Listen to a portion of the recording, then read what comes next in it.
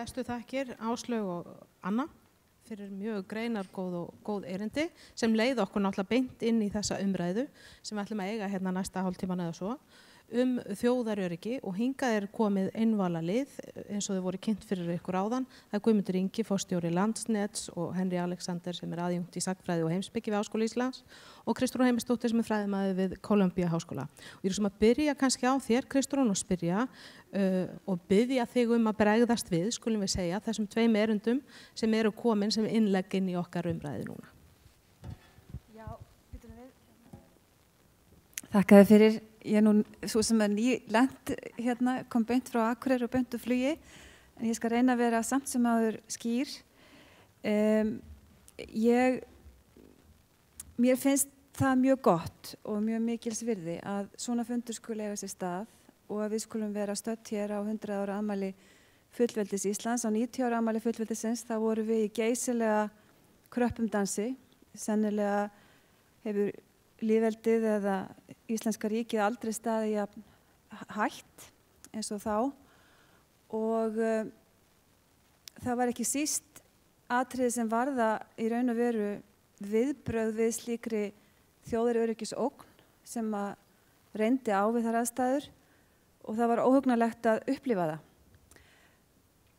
10 árum síðar þá setjum við hér og við erum þó búin að ná upp úr því hjólfari kalda stríðsins þegar að sá stjórnmálaflokkur til dæmi sem var lengst til vinstri í íslenskum stjórnmálum átti raunin ekki beina aðild að umræðu og mati á þjóðaröryggi. Nefni sem dæmi að fulltrúi vinstri grænna á Alþingi hafði ekki svokallaða NATO-vottun, tók ekki þátt þannig í umræðum á vettvangi utanríkismálanefndar Alþingis sem fól í sér að fá að vita allt það sem fólst í þeim upplýsingum sem að koma frá NATO til dæmis utanríkisráðuneytisins. Þessu var breytt 2007 en ekki fyrir 2007. En nú erum við semst komið með þjóðaröryggisráð sem mjög mikilvægt. Og það var það eitt af því sem vantaði 2008 að hafa slíka stofnun. Og það mjög mikilvægt að við skulum hafa þetta plagg sem þessi nýja úttekt á þjóðaröryggisstefnunni og hvar við stöndum. Og það í þessum anda sem mér finnst þessar ræður báðar vera. Hér ekki verið að með eitthvað pólitísk skens eða einhverja innihaldslausa frasa að þetta bara tala hernaðarbrölt eða eitthvað slíkt. Þetta bara fullorðins umræða, fullvalda ríkis sem verður að hafa sýn á sitt öryggi. Og ég kannski að því leyti til svolítið ósammála þeim sem töluðu undan mér að ég myndi leggja meiri áherslu á það að við lifum núna við hættu eða svona ástand sem eru þannig viðsjár, það uppi þannig viðsjár í heiminum að sannarlega mín kynslóð sem var í menntaskóla þegar Berlínarmúrinn féll og naut stórkostlegs ávinnings af Erasmus og öllum þessari evrópsku samvinnu á sviði menntamála og viðskipta og getum unnið hvar sem í heiminum og sáum aldrei nokkuð tíma fyrir okkur að þetta hafa áhyggjur af öryggismálum með þeim hætti sem við verðum núna að axla ábyrgð á sem svona kynslóð á miðjum aldri í þessu landi. Þannig að ég ætla ekki að segja meira í bili en þetta sem sagt það sem ég held að sé mikilvægast öllu. Já, bara byrja á að þakka fyrir að vera boðið hingað. Það alltaf viss áhætt að bjóða heimspeking svona að fá mikrofón hérna. Ég ekki verið vís til þess að byrja að tala skilningin og þjóð og svo öryggi og halda áfram í allan dag. En það svona það sem kannski við gerum, það kannski að leggjast í svona hugtakagreiningu. Þegar ég hafa nefnt mig hvort ég vildi vera með í þessum panel, þá var ég dálítið efins fyrst. Ég var ekkert svona kannski endilega búin að hugsa mikið þjóðaröryggi svona út frá siðfræði. En svona fór að rifja upp hvað ég hafði lesið í gegnum svona undanfarin ár. Og það kannski dálítið svona myndið þá kannski fyrsta sem ég dettur í hug kannski framhald af því sem Kristrún var að segja að það sem hefur gerst undanfarið, þegar ég var í námi kannski svona 90 eitthvað, þá voru svona siðfræði og sem hún fjallaði þjóðaröryggi var frekar leiðilegi textar, leiðilegi umfjöllun, einhvað svona sem að kom helst ekki nálægt, en það hefur mikið breyst og kannski byrjaði kannski svona upp úr 11. september. Það sem stóra breytingin kannski að nú eru meiri textar eftir kvenmenn.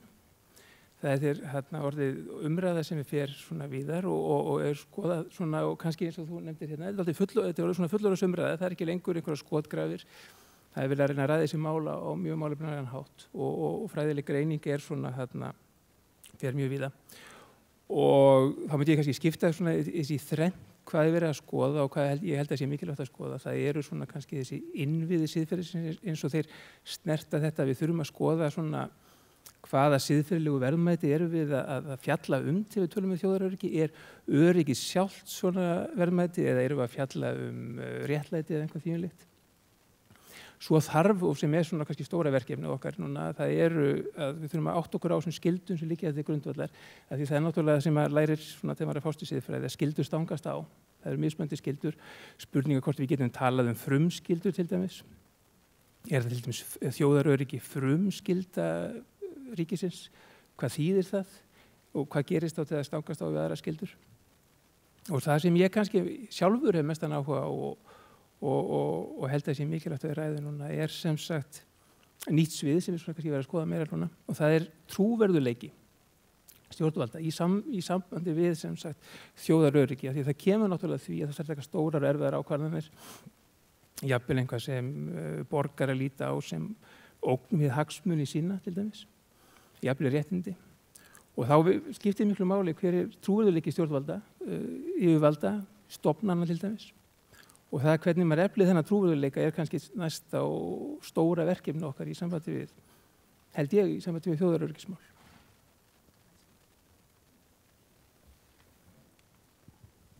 Halló.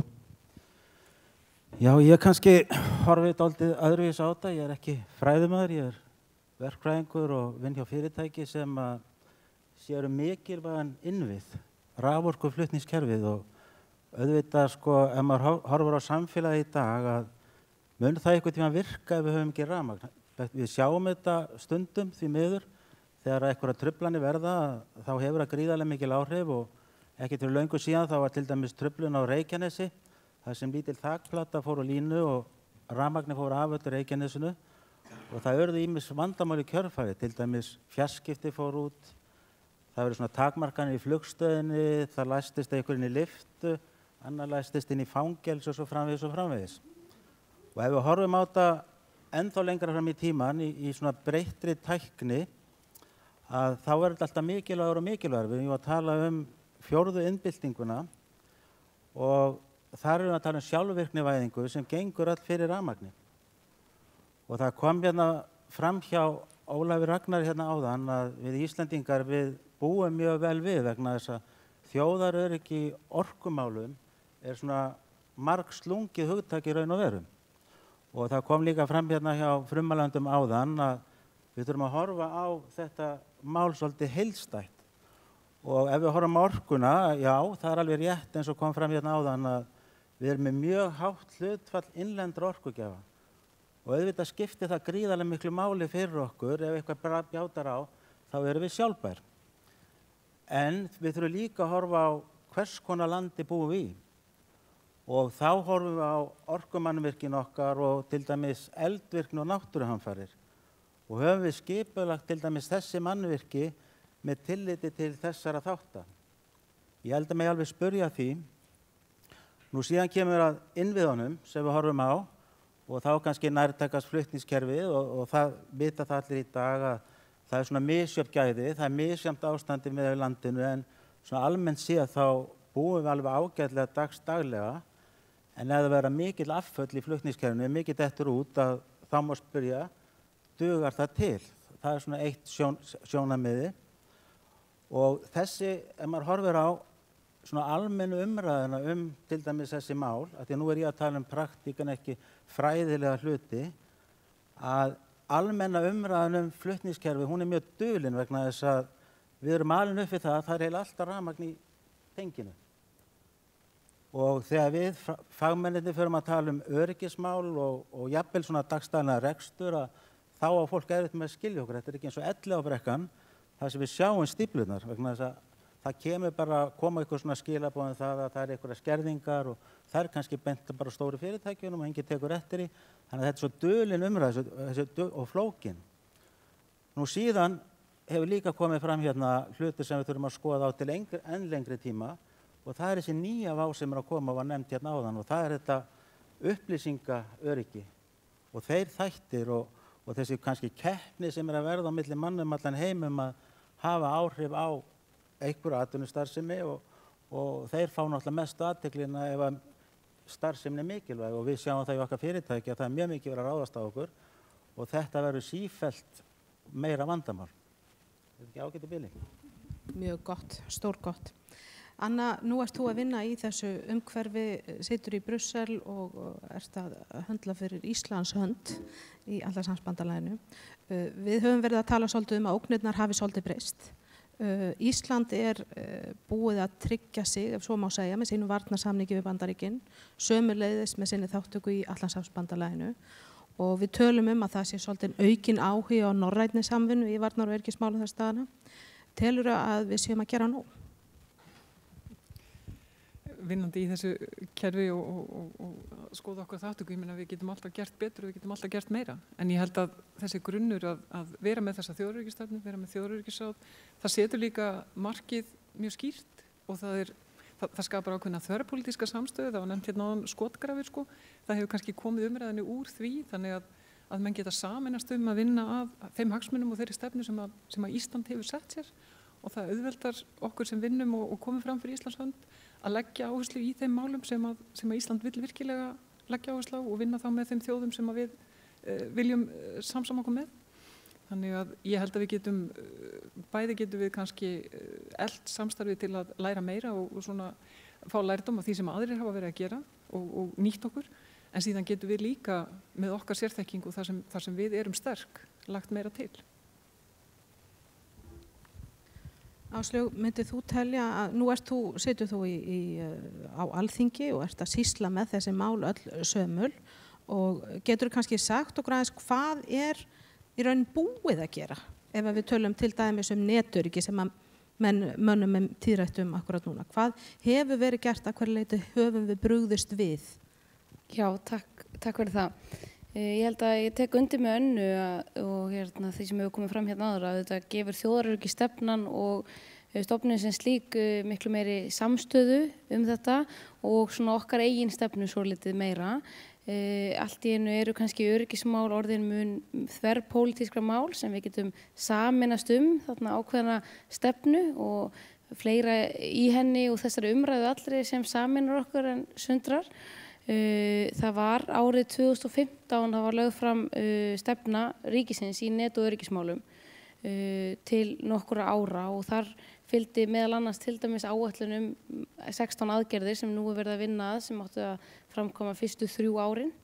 Það auðvitað verið að reyna að bæta mikið milli til dæmis dómsmálaráðuneytisins, ríkislögreglustjóra, netöryggisdeild. Við erum að sjá margt gerast í þessum málum sem byrjaði að framkvæma og eitthvað sem kannski við vorum aðeins búin að sofa verðinum hérna áður fyrr.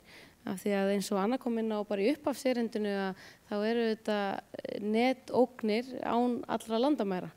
Og þar þurfum við að vera jafn viðbúin eins og öll önnur ríki. Þetta auðvitað þannig hægt að svona mál geta tekið heilu samfélagin bara úr sambandi, ef svo má segja. Og lögregla þarf meðal annars að búi verið að hafa allavega aðgang að mjög faglegri þekking og hæfni og búnaði til að leysa úr málum varða þessi mál. Og ég held að þetta sé allt til mikils bóta og margt verið að gera, en þetta svona mál sem við þurfum kannski að vera meira vakandi yfir og þekking okkar hefur legið í borgaralegu öryggi mestmegnis, en hér þarf að bæta í og eins og kannski líka nefna það að þetta til dæmis svona eitt dæmi þar sem við getum lært af öðrum þjóðum og þurfum kannski ekki alltaf að finna upp hjólið. Mér langaði líka að koma aðeins inn á Kristrún og fá þig til þess að kommentera svolítið á. Hvernig finnst þér að umræðan hafi breyst? Að hvaða leyti? Þú komst aðeins inn á þetta áðan. Núna þetta orðið svona fullorðinstal meira og kannski má segja að lengi vel vorum við ekkert að tala varnar- og öryggismál, að við kannski að vissu leyti sendum það annað, létum aðra það.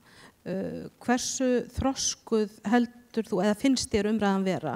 Erum við svolítið langt í burtu frá okkar nágrannaríkjum til dæmis, hvað þetta varðar? Og það bara kannski eðlilegt af því að við erum herlaus þjóð. Sko, við erum alltaf að þekkja sögu okkar til þess að skilja hvar við erum af því það er samhengi hérna á milli. Og höfum það í huga að þegar Ísland var fullvalda ríki, sem að mínum mati mesta stjórnmála afrek í sögu Íslands og ég tel að þeir sem þar stóðu máli hafi unnið gott og þarft verk, þá lýstu við yfir ævarandi hlutleysi. Það er athyglisvert að þegar maður fyrir síðan að stúdera þessa hlutleysisyfirlýsingu Íslands og þá til dæmis merkild að meginritið svona alþjóðlegt rit þjóðarétt sem kemur út á milli stríða metur þessa yfirlýsingu Íslands sem svona einsdæmi í þjóðaréttinum. Þessi rauninni ekkert að líka við neitt annað heldur en yfirlýsingu Vatikansins sambærilega hluti. Af hverju vegna þess að hlutleysi þurfti alltaf að byggja á einhverju trúverðugum stuðningi annars ríkis, oft stórveldis eða stærra ríkis. Þannig var þetta hugsað í sígildum þjóðarétti. Þannig að hlutleysisyfirlýsing Íslands var svona viljayfirlýsing og raunar líka mjög mikilvægt. Annað stjórnmála afrek sem ég hef alltaf dáðst mikið að, það er það hvernig haldið var á málum frá því að Þjóðverjar réðust inn í Pólland og þangað til að Bretar hernámu Ísland. Vegna þess að á þessum tíma þá voru uppi auðvitað gríðarlegar víðsjár. Sveinn Björnsson sem þá var lykilmaður í utanríkis eða hvað maður segja þessum þætti þar sem varðaði Íslenska ríkið hélt að mínum að þetta ótrúlega vel á málum þar, hélt fram hlutleysi Íslands í viðræðum við Þjóðverja, við Breta, við aðra og þetta hélt á aðdánaverðan hátt. Hvað er ég að segja? Ég er bara að segja það að þegar að stjórnarskráin saman 1920 þá tvennt skilið algjörlega eftir sem stjórnarskráin sem verður til fyrst íslenska stjórnarskráin fyrir Íslands ríki. Það tvennt skilið eftir. Það eru annars vegar peningamál, það er að segja gjaldmiðill og aðrir slíkir þættir og hins vegar varnarmál. Það er ekkert sagt varnarmál. Og það er ekkert skrítið að við sem ríki eigum erfitt með að tala þetta. Þess að síðan gerist það 1949 að þjóðin og stjórnmálalífi klofnar í herðar niður með fordæmalausum hætti. Það er rauninni kannski tragedía lýðveldisins að það gerist þannig. Og umræðan þetta hefur aldrei getað orðið eða fram að þessu verið eins og hún er núna að verða. Og mér finnst hún vera miklu þroskari heldur en hún var fyrir 10 árum þegar að þó lykilatburðurinn verður sem brotthvarf Bandaríkjanna frá Keflavík. Og hvað gerist þá? Ég tók þátt í því starfi í utanríkisráðuneytinu þegar allt í einu varnarmálin orðin okkar mál og bara okkar mál. Og þá þurfti að taka ákvörðun þessa loftrýmisgæslu og samstarfi við NATO og það þurfti að fara að taka þátt í NATO með öðrum hætti.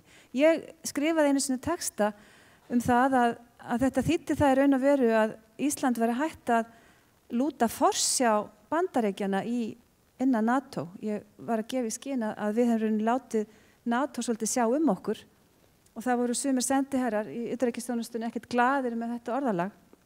En ég held þetta sé rétt og það sem að breyttist var það að við þurftum að fara að gera þetta sjálf. Og eitt af því sem merkilegt og ég ætla bara að benda á í lok þessa skiptis að það að það var ekkert víst hvernig þetta myndi ganga að móta ný samskipti við NATO. Og það áhugavert hvernig það hefur gerst á 10 árum. Ég sé það hér í þessari skýrslu Þjóðaröryggisráðsins að það gert ráð fyrir 10,2 milljörðum af erlendu fé inn í bætt mannvirki og slíka þætti og Keflavíkurflugvelli. Og ég held, mín tilfinning svo og ég held að þetta myndi verðskulda umræðu líka gagnvart almenning í landinu. Ég held að þetta hefur gengið vel.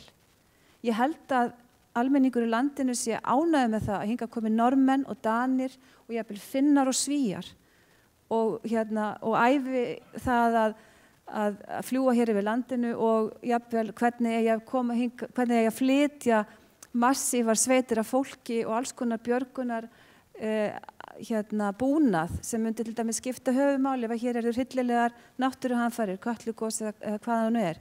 Ég held að íslenskur almenningur styðji þetta og kannski svo ég bæti því við þá held ég líka að það er eitthvað sem nokkur atriði sem mér finnst að mætti vera meiri áhersla á í þessu plaggi þá eitt af því mikilvægi norræna samstarfsins.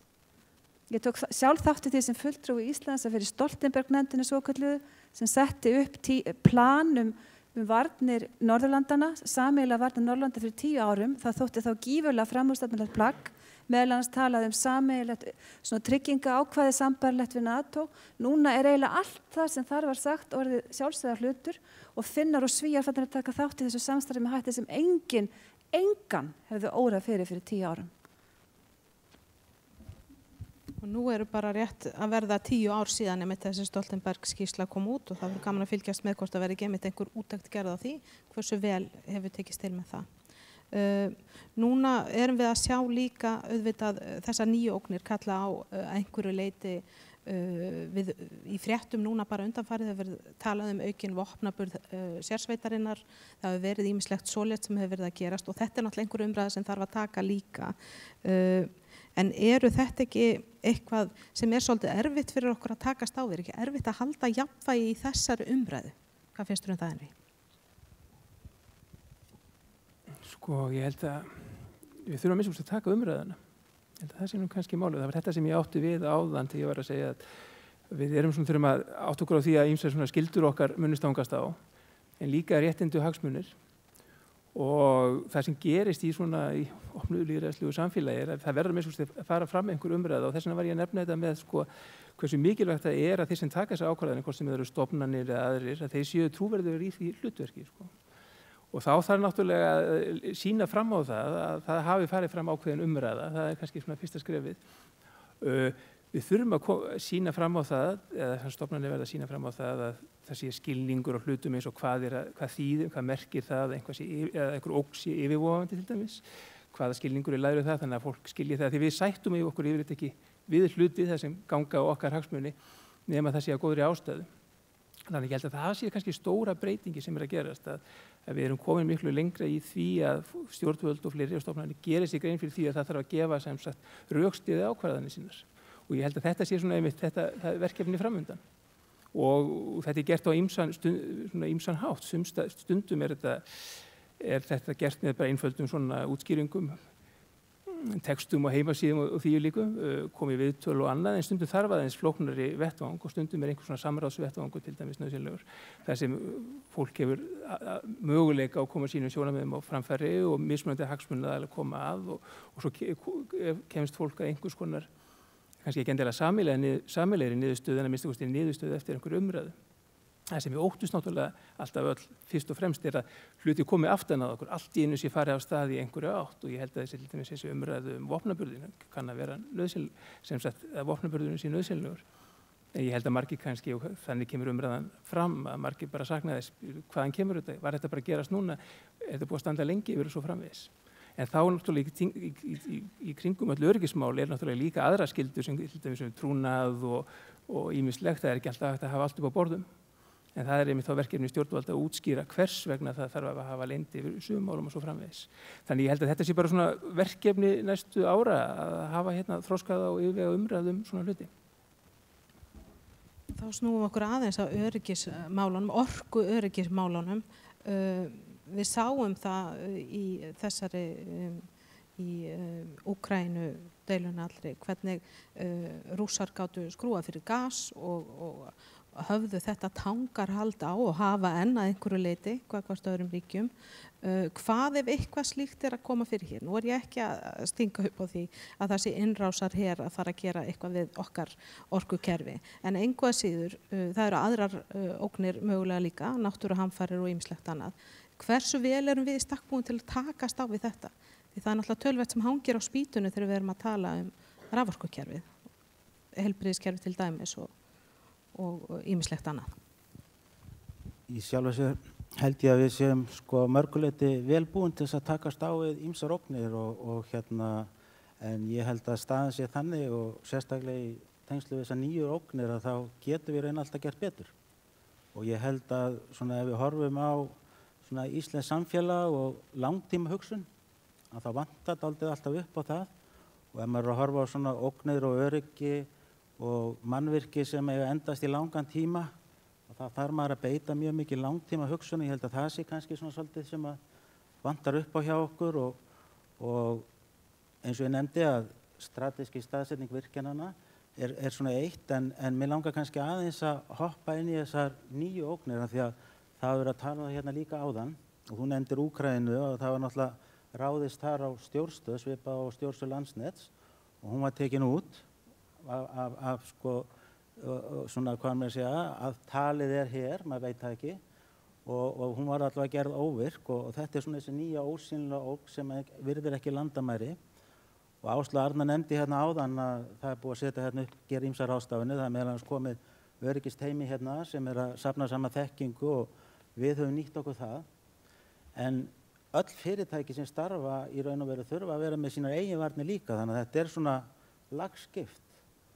Og bara svona til að gefa ykkur svona sýna á hvernig við erum að bregðast við svona ógna, þá voru líka haldnar hérna samnorrænar æfingar sem svo mikilvægt í svona þessu alþjóðlega samstarfi vegna þess að öll okkar systurfyrirtæki standa jú fyrir sömu vandamálum og sömu ógnum og við lærðum mjög mikið á því að taka þátt í þessari samnorrænu æfingu af sem sagt norrænu fyrirtækjunum og fyrirtækjunum er líka mörguleiti sameiginlega að vinna að lausnum og viðbröðum vegna þess að þetta er jú svona keðja sem heldur áfram að maður lærir eitthvað nýtt en við erum að gera okkur grein fyrir því að þeir sem eru að ráðast á okkur þeir læra líka.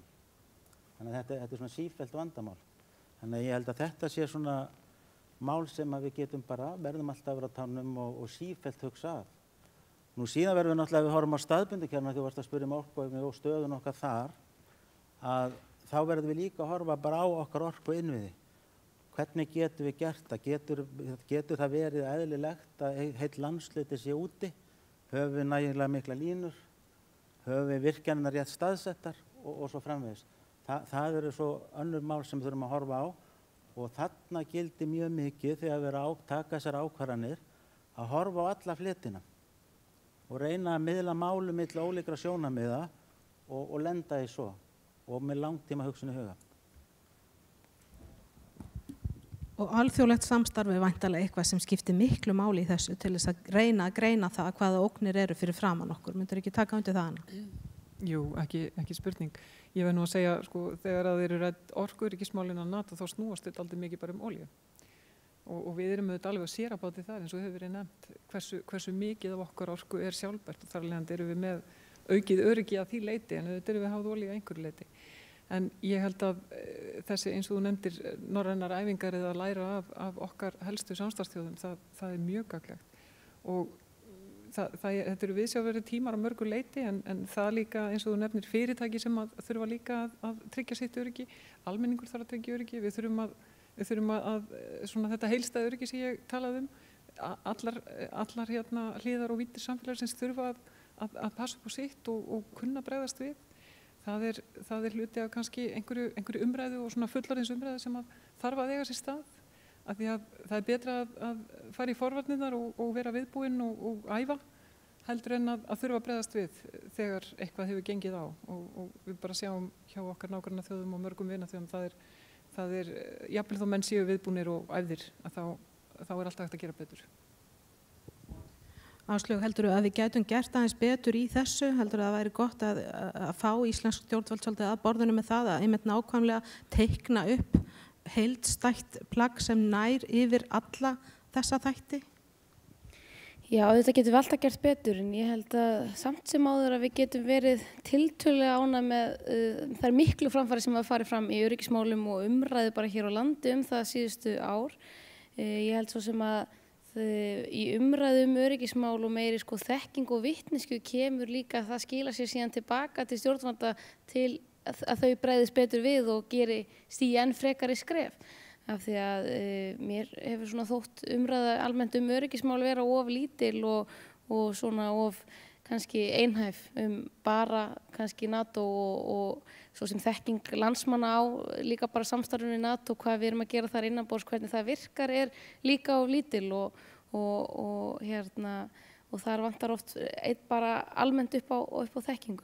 En ég held að það sé margt og ég tek undir með norræna samstarfið að það eru auðvitað, við eigum margt sameiginlegt og gerðum þessa eins og Kristrún kom inn á að þá hefur margt gerst á síðustu 10 árum en þá sjáum við líka einnig tækifæri að halda áfram að byggja ofan á það og það eru einmitt svona scenariós eða annað slíkt til að sjá fram á og það eru þetta þessar deildir okkar og samstarf ríkislögreglustjóra og dómsmálaráðuneytisins og fleiri.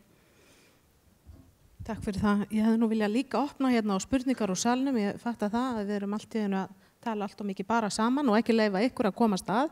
Þannig að endilega bara sýniði með merki ef þið eruð með einhverjar spurningar, gjörðu svo vel, Guðrún.